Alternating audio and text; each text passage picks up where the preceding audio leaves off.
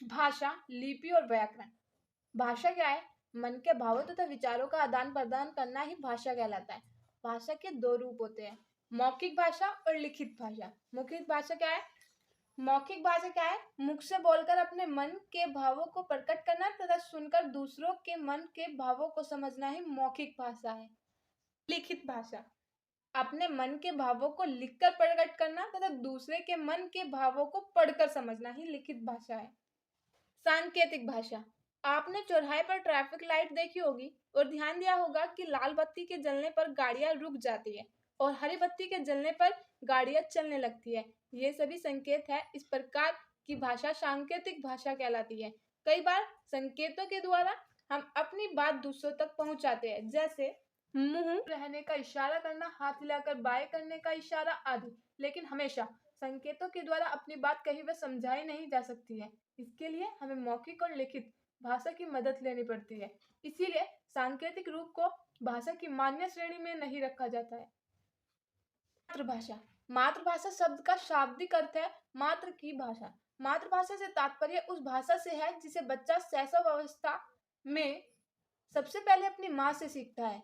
बच्चा जिस परिवार में रहता है, बड़ा होता है, उस परिवार के सदस्यों की भाषा को अपनाता है और सबसे पहले उसी भाषा को सीखता है। यही भाषा उसकी मातृभाषा कहलाती है। बोली। क्षेत्र विशेष में बोली जाने वाली मौखिक भाषा ही बोली कहलाती है। बोली मौखिक भाषा का वह स्थानीय रूप है जो किसी विशेष क्षेत्र या स्थान में बोली जाती है, जैसे हरियाणा में हरियाणवी, कुमाऊं में कुमाऊनी आदि। बोली का प्रयोग केवल बोलचाल में ही किया जाता है। भाषा और बोली में अंतर। भाषा का क्षेत्र व्यापक होता है जबकि बोली का क्षेत्र सीमित होता है। भाषा में साहित्य रचना एवं ज्ञान का संग्रह होता है। बोली का साहित्य कथा, किंवदंतियों और लोकोक्तियों तक ही सीमित रहता है। राष्ट्रभाषा। राष्ट्रभाषा क्या है?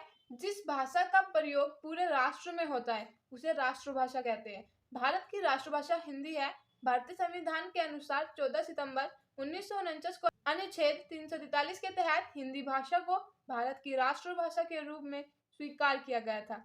इसलिए प्रत्येक वर्ष 14 सितंबर को हिंदी दिवस मनाया जाता है। लिपि क्या है? मनुष्य ने जब भाषा का विकास करना आरंभ किया तब उसे ध्वनियों को निश्चित रूप देने की जरूरत महसूस हुई।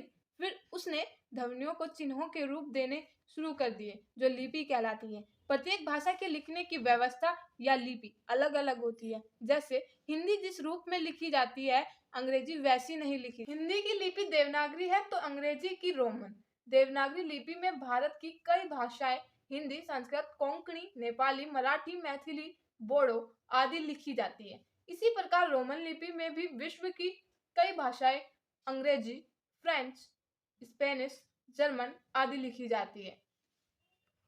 कुछ अन्य लिपियां इस प्रकार है: उर्दू की फारसी, पंजाबी की गुरुमुखी, बंगाली की बांग्ला आदि। भाषा के लिखने के चिन्हों का व्यवस्थित रूप ही लिपि कहलाती है। ये हमारी डेफिनेशन।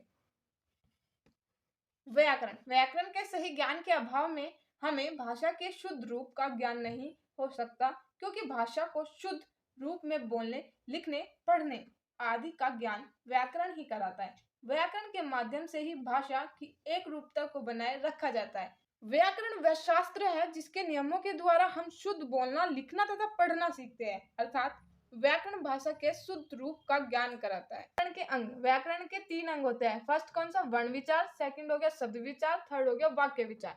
वर्ण विचार क्या है? वर्ण विचार के अंतर्गत वर्णों के बारे में विचार किया जाता है।